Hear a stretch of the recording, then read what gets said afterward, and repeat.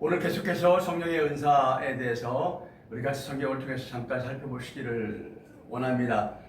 오늘은 믿음의 은사에 관해서 말씀을 드리는데, 성경에는 여러 가지 은사가 있지만 제가 이번에 여러분과 함께 나누는 그 은사는 고린도전서 12장을 중심으로 해서 나와 있는, 기록되어 있는 9가지 은사에 대해서 말씀을 드리고 있습니다. 그러니까 본문을 매번 제가 여러분에게 읽어드리지 않더라도 여러분들이 성경 고린도전서 12장에 나와 있는 9가지 은사에 대해서 잠깐 읽어보시거나 하시면 될 것 같습니다. 이 믿음의 은사는 참 우리한테 굉장히 중요합니다. 신앙생활을 하면서 자기한테 믿음이 없어서 어떠한 환경에 있을 때 그 믿음을 가지고 이기려고 하는데 참 쉽지 않고 이런 경우들이 있지 않습니까? 그래서 이 믿음이라고 하는 것이 굉장히 중요한데, 먼저 이 성령의 은사는 하나님께서 사모하는 사람들에게만 주십니다. 사모하는 사람들에게만 주십니다. 우리가 예수 믿고 거듭나는 순간 하나님께서 우리의 마음속에 보편적인 일반적인 믿음을 주십니다. 그리고 우리가 그 약속의 말씀을 붙잡고 그 약속의 말씀을 붙잡는 믿음을 가지고 그 믿음을 붙잡고 인생을 신앙생활을 시작하고 하나님을 섬기기 시작하지요. 그런데 이 믿음의 은사라고 하는 것은, 일반적인 믿음은 우리가 붙잡는 것이라면, 이 믿음의 은사는 어떠한 그 순간에 왔을 때, 아니면 믿음이 필요하게 되었을 때 그 믿음이 우리를 붙잡아주는 그러한 상황을 이야기하는 것입니다. 예를 들어서 이런 것입니다. 베드로가 무리를 걸어갈 때 자기가 믿습니다라고 그 인간적인 믿음을 가지고 무리를 걸은 것이 아닙니다. 주님께서 오라라고 말씀하셨을 때 그 오라라고 하신 주님의 말씀에 붙들림 받아서 그 믿음, 그 말씀 안에 있는 믿음의 능력이 베드로를 붙잡아 주었기 때문에 자기가 그 물 위를 걸을 수 있다는 초의 의심도 없고 확신을 가지고 물 위를 걸을 수 있었다는 것입니다. 이게 바로 믿음의 은사입니다. 우리가 신앙생활하면서 힘들고 어려운 상황에 있을 때, 정말 극한 상황에 처했을 때, 정말 믿음이 필요할 때, 그런데 어떻게 할 줄 모르고 우리가 막 이렇게 망설이고 있거나 이럴 때 있지 않습니까? 두려워하거나 의심이 생기거나. 그런데 하나님께서 우리한테 믿음의 은사를 주시면 이 믿음의 은사가 우리를 붙잡아 주시면서 그 어려운 상황, 극한 그 순간을 이기고 나갈 수 있는 담대함이 생긴다는 것입니다. 여기 먼저 제가 여러분에게 한 가지 말씀을 드리고 싶은 것이 있다면, 여기서 은사는 크게 두 종류가 있습니다. 성령께서 우리한테 은사를 주시면 그것을 우리가 마음대로 아무 때나 필요할 때 사용할 수 있는 믿음이 있는가 하면, 성령께서 우리한테 은사를 부어주시면 potentially, 그 잠재적으로 우리에게 그 믿음이 있어서 필요할 때마다 성령께서 우리한테 감동을 주시고 그 은사를 흔들어서 깨워서 사용할 수 있게 하시는 그런 은사들이 있습니다. 물론 좀 더 우리가 디테일하게 상세하게 들어가서 본다면, 그 어떤 은사든지 우리가 받은 은사를 많이 사용하거나 지속적으로 사용하면은 그 은사를 가지고 어떤 은사든지 자기가 어느 수준만큼은, 어느 차원만큼은 자기가 아무 때나 사용하고 싶을 때 사용할 수 있는 그런 수준에까지 들어갈 수 있게 되는 것은 맞습니다. 그렇지만 어쨌든 간에 일반적으로 보았을 때에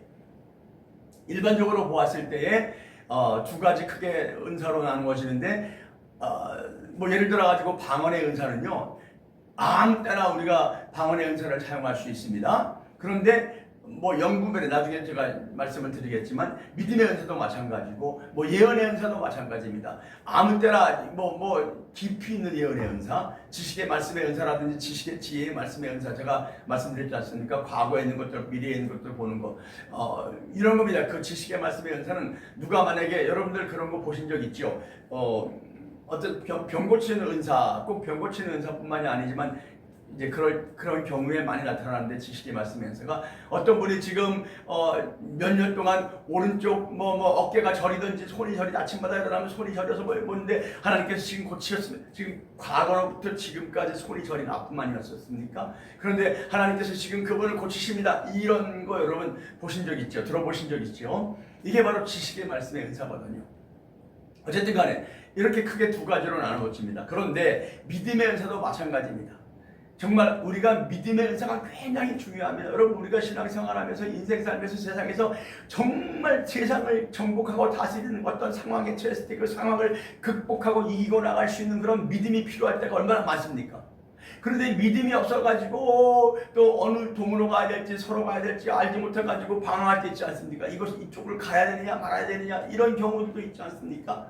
그런데 하나님께서 우리에게 성령으로 말미암아 할렐루야 믿음의 은사를 부어주시면 필요적절하게 필요할 때마다 성령께서 우리에게 은사를 주시고 능력을 주시고 기름 부으시고 감동 주셔서 그 우리 속에 잠재해 있는 그 성령께서 주신 그 믿음의 은사를 흔들어 깨워서 할렐루야 할렐루야 바로 그 믿음의 은사를 가지고 어떤 상황이나 환경도 초월하고 능가하고 압도하고 이기고 나갈 수 있는 그러한 능력이 생긴다는 사실입니다. 할렐루야. 그러면 여러분 모든 은사는 사모하는 사람에게 주시는 거예요. 사모하지 않는 사람에는 하나님께서 주시지 않습니다. 여러분 선물이 그와 같지 않습니까? 귀한 선물이 있는데 우리가 나가가지고 아무한테나 막 줍니까? 야 줄래면 주고 말래면 말아 뭐 필요 없어 나 그거 그런 사람한테 막 줍니까? 아니지 않습니까?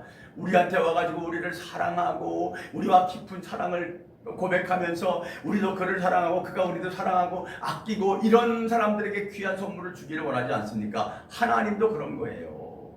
그러면 여러분 우리는 모든 은사를 사모하되 성도들이라면 믿음을 가지고 인생을 살기로 결심한 사람들이라면 아멘 하나님 앞에 나와서 여러분 믿음의 은사를 달라고 기도하십시오. 성령으로 말미암아 믿음의 충만한 은사를 달라고 기도하십시오. 그러면 정말로 불가능한 상황 속에 있을 때 그 불가능한 상황을 얼마든지 가능케 할 수 있는 하나님의 능력을 행할 수 있는 거룩한 믿음의 사람으로서의 인생을 살아갈 수 있다는 사실 여러분 기억하시길 바랍니다. 그래서 오늘 아침 저는 여러분에게 지금 아침이에요. 11시 지금 막 조금 넘어가고 있는데 오늘 이 아침에 이 말씀을 듣는 모든 분들에게 성령으로 말미암아 이 믿음의 은사가 하나님으로부터 여러분들에게 임하시는 이 거룩한 시간, 이 거룩한 아침 오늘 그날이 되시기를 예수의 이름으로 정말로 제가 참 축원합니다라는 단어를 많이 잘 사용하지 않는데 정말 여러분들에게 그런 은혜가 임하시기를 진심으로 바랍니다. 아멘. 그래서 우리 모두 다